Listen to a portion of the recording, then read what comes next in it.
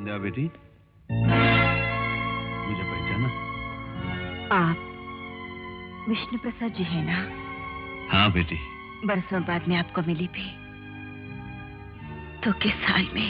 कोई बात नहीं बेटी, देखो तुम्हारा मुकदमा लड़ने के लिए मैं इन वकील साहब को लाया हूँ। नहीं पुजारी जी, मेरी तरफ से मुकदमा लड़ने की कोई जरूरत नहीं है। ये तुम क्या कह रही हो बेटी? मैं ठीक कह रही हूँ पुजारी जी, अब मैं जिंदा नहीं रहना चाहती हूँ, बस थक गई हूँ। जिंदगी की दीवार को फलांग कर मैं अपने माँ बाप के पास जाना चाहती हूँ। देखिए संध्या जी, आप जीना चाहती हैं या नहीं, इसका फैसला ना हम कर सकते हैं ना आप कर सकती हैं। इसका फैसला तो अदालत करेगी। आपको साइकियाट्रिस्ट के पास एग्जामिन करवाने के लिए मैंने सारे इंतजाम करवा दिए हैं। आप जरा इस पेपर पर दस्तखत कर दीजिए। दस्तखत कर दो बेटी। बेटी, ये दस्तखत तुम सिर्फ अपने जिंदा रहने के लिए नहीं, बल्कि न्याय को जिंदा रखने के लिए करोगी। कर दो दस्तखत बेटी।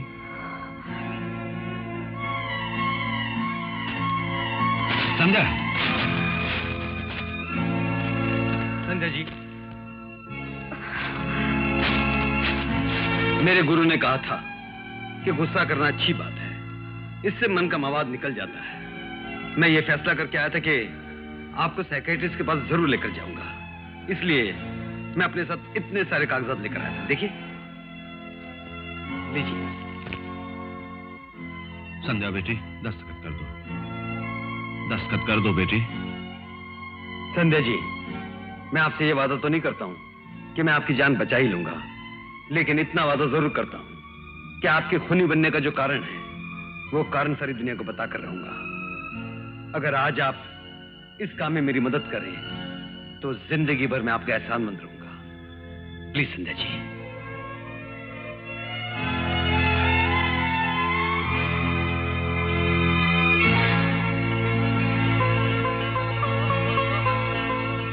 Thank you. इंस्पेक्टर, ये रहे कोर्ट के ऑर्डर्स। मुझे सोमनाथ फैमिली की केस की फाइलें वेरिफिकेशन के लिए चाहिए। इंस्पेक्टर खन्ना। सर। सोमनाथ के केस की फाइल लाइए। Okay sir.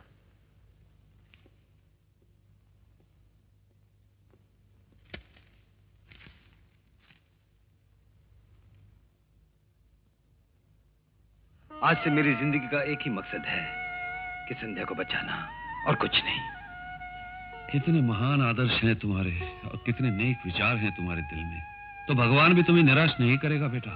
तुम्हारी धर्मपत्नी से तुम्हें जरूर मिलाएगा, यही मेरा आशीर्वाद है। अच्छा, तो सोमनाथ जी का पूरा परिवार इस मकान में रहता था? हाँ बेटे। पुजारी जी, ये किसने लिखा है? वो संध्या ने। 15 साल पहले इस घर में एक भयानक आग लगी थी, और उसमें सोमनाथ का पूरा परिवार जलकर मर गया था। सिर्फ एक छोटी सी बच्ची बची थी, संध्या। और चूंकि सोमनाथ मेरा दोस्त था, मैंने संध्या को अपने पास रख लिया। लेकिन इस दुर्घटना के एक हफ्ते बाद अमृतलाल ने अपने ड्राइवर शामू को मेरे पास भेजा। नमस्ते पंडित जी। अरे आओ भाई शामू, कैसे आना हुआ? मुझे अमृतलाल जी ने भेजा है। क्यों? सोमनाथ की वो अनाथ बच्ची है ना संध्या, हाँ, उसे हमारे साथ गोद लेना चाहते हैं। इतनी मासूम बच्ची को दुखी देखकर हमारे साथ चिंता में घुले जा रहे हैं। मैं उस बच्ची को लेने आया हूँ। वाह वाह वाह। वास्तव में अमृतलाल जी तो इस धरती पर दीन दुखियों के लिए भगवान का अवतार बनकर आए हैं। दूसरों के लिए कितनी दया है उनके दिल में। बेटी संध्या। संध्या, क्या कर रही हो संध्या? 7 साल की छोटी सी बच्ची के दिल में न जाने क्या था। मैंने उसको पूछा भी, लेकिन उसने जवाब तक नहीं दिया। तो मैंने सोचा इस हालत में इस छोटी सी बच्ची को अमृतलाल के पास भेजना नसीब नहीं है, इसलिए मैंने वापस जाके शामू को किसी भी तरह कुछ बहाना बनाकर वापस भेज दिया। कुछ दिनों बाद संध्या और उसे अपने साथ जलगांव ले गई। जी। Hello doctor. हेलो विजय। आइए। इन्हें बैठिए। मेडिकल एग्जामिनेशन के लिए लाया हूँ। डिटेल्स फाइल में है।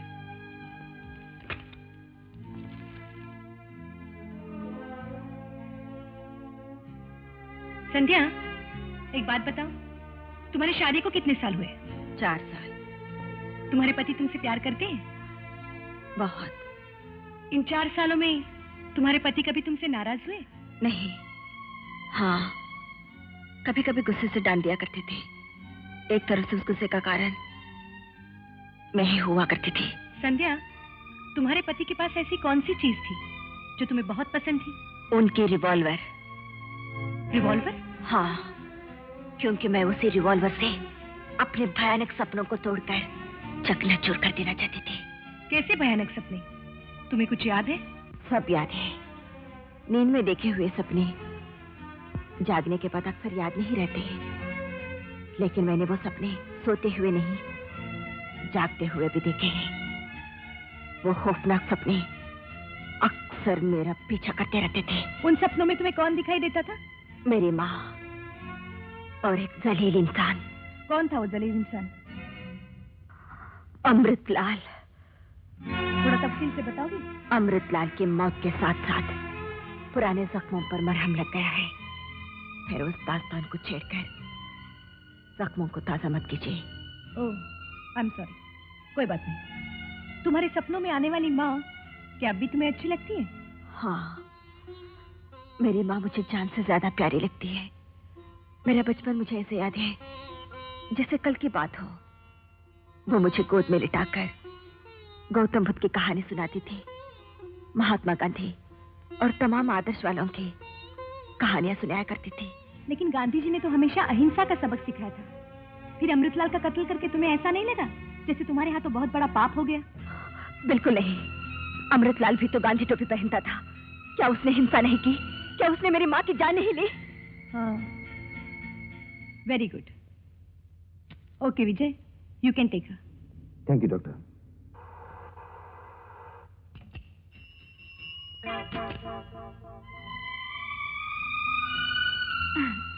डैडी, अपने दामाद की सवारी देख रहे हैं? दूध सर। कल तक होंडा और टोयोटा में सैर करने वाला आज एक मामूली साइकिल पर सवारी कर रहा है।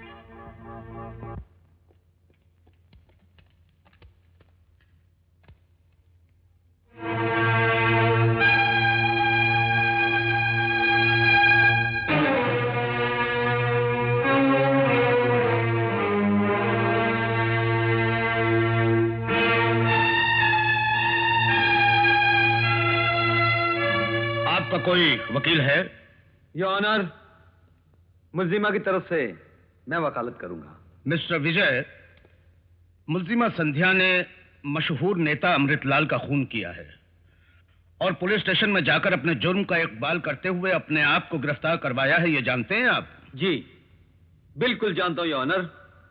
मैं अदालत को वो सच्चाई बता देना चाहता हूं जिसके तहत संध्या ने कत्ल किया, और मुझे पूरा विश्वास है कि उसके बाद कानून की नजरों में इसके लिए हमदर्दी पैदा हो जाएगी, और इसीलिए मैंने यह केस टेकअप किया है। All right, public prosecutor please proceed. Your honour, मेरा पहला गवाह है इंस्पेक्टर ईश्वरलाल।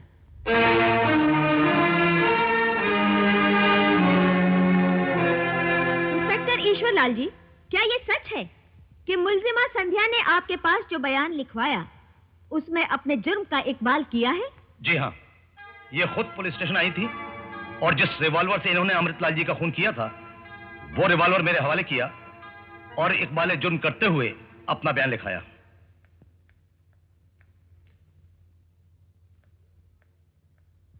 यही वो रिवॉल्वर है? जी हाँ, ये वही रिवॉल्वर है। इस रिवॉल्वर को फिंगरप्रिंट एक्सपर्ट के पास भेजा था? जी हाँ, भेजा था। इस पर किसके फिंगरप्रिंट्स पाए गए? संध्या के। Thank you, that's all your honour. Mister Vijay, आप क्रॉस एग्जामिन कर सकते हैं। अभी नहीं ऑनर, बाद में करूंगा। बाद में? मतलब कब? कोर्ट के बर्खास्त होने के बाद घर पर आराम से करेंगे your honour. Order order. Prosecutor, defence lawyer का मजाक उड़ाना कानून की तौहीन है और अदालत इस बात की बिल्कुल इजाजत नहीं देती। Court does not allow. Sorry your honour. Mister Vijay, आप इस वक्त क्यों क्रॉस एग्जामिन नहीं करना चाहते? योर ऑनर, उलझन पैदा होने का खतरा है, इसलिए जब समय आएगा उसी वक्त मुझे क्रॉस एग्जामिन करने की इजाजत दी जाए। ये मेरी अदालत से दरख्वास्त है। Permission granted. Thank you sir. Next witness please. Sharada Devi ji, क्या आपने कत्ल से पहले इस लड़की को कभी देखा था? जी नहीं। खैर, कत्ल करते हुए देखा? खुद मैंने अपनी आंखों से देखा है। मेरी आंखों के सामने यह हादसा हुआ था। इस लड़की और आपके पति के बीच कोई दुश्मनी थी? सिर्फ इस लड़की के साथ ही नहीं, दुनिया में किसी के साथ उनकी दुश्मनी नहीं थी। उन्होंने कभी किसी का बुरा नहीं किया। That's all, Your Honor. Mister Vijay, any cross examination? Yes your honour. Madam, क्या आपके पति के ताल्लुकात सिर्फ आप ही के साथ थे? Objection, Your Honor. इस सवाल का इस मुकदमे से कोई ताल्लुक नहीं है। नो प्रोसिक्यूटर, इस सवाल का इस केस से बहुत गहरा ताल्लुक है। Objection overrule. Please proceed defence lawyer. Thank you your honour. Madam, मैं एक बार और पूछ रहा हूं, क्या आपको अपने पति की सच्चाई पर पूरा विश्वास था? हाँ, पूरा विश्वास था, जैसे एक पुजारन को अपने भगवान पर होता है। इतनी बरसों की शादीशुदा जिंदगी में एक बार भी मुझे उनकी सच्चाई पर कभी शक नहीं हुआ। That's all your honour. Your honour, हमारे डिफेंस लॉयर के पास अपनी मौकिला को बचाने का एक ही रास्ता है कि वो मुल्जिमा को एक दिमागी मरीज साबित करने की कोशिश करेंगे। लेकिन इन बेचारों को मैं ये मौका हरगिज नहीं दूंगी। My next witness is doctor Lalita.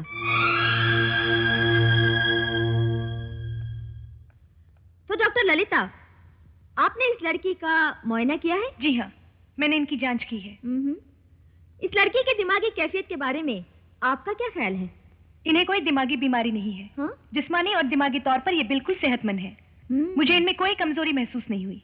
Good, that's all your honour. Any cross examination mister Vijay? Yes your honour. Doctor Lalita, किस मरीज को दिमागी बीमारी है, इसका फैसला आप कैसे करती हैं? उसकी रोजमर्रा की हरकतों को देखकर या उसकी बीती हुई जिंदगी को टटोल कर? दोनों तरीकों से।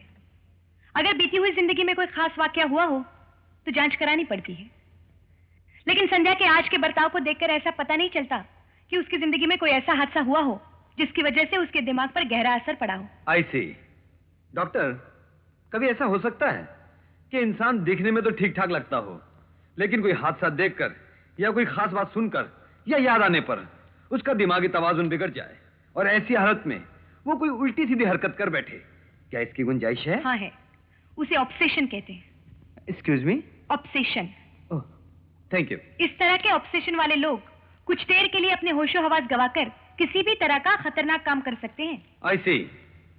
एक बात और बताइए डॉक्टर, एक मासूम बच्ची जो अपनी मां को अंधाधुंध प्यार करती हो, अपनी जान से भी ज्यादा चाहती हो, और अचानक एक दिन उसकी आंखों के सामने कोई आदमी बड़ी बेदर्दी से उसकी मां का कत्ल कर दे, क्या वो हादसा उस मासूम के दिमाग पर एक ऑब्सेशन वाला असर पैदा कर सकता है?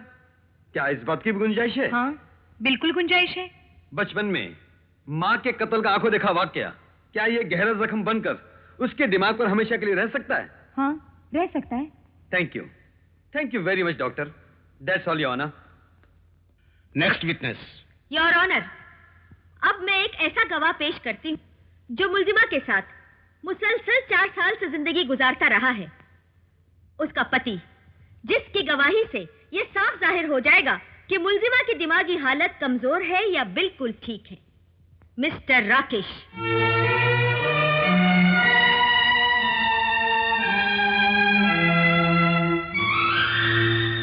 हाँ मिस्टर राकेश, सच सच बताइए, आपकी पत्नी आपके साथ ठीक तरह से रहती थी?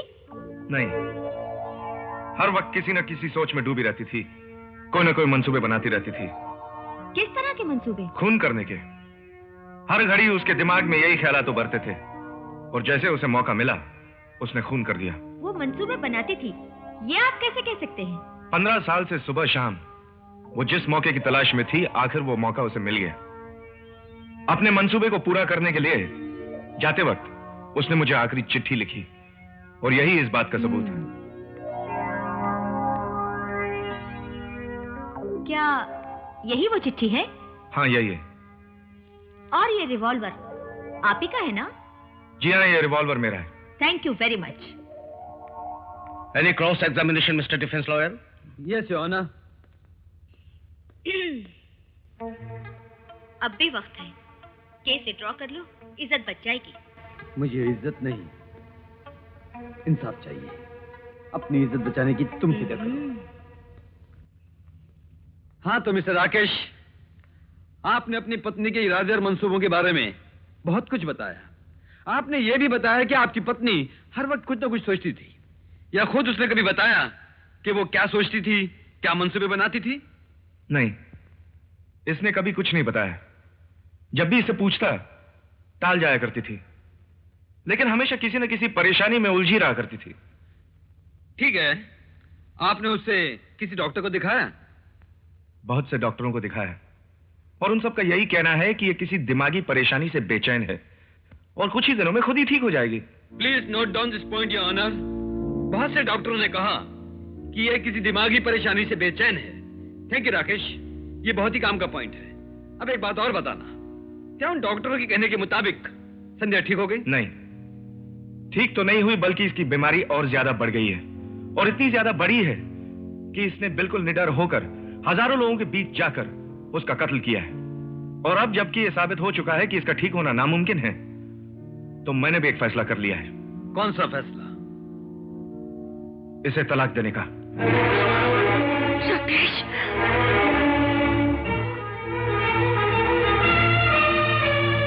शाबाश मिस्टर राकेश, कितना मुकद्दस और अजीम फैसला किया है। Good your honour, she is finished and I am also finished with this witness. The court is adjourned for the day.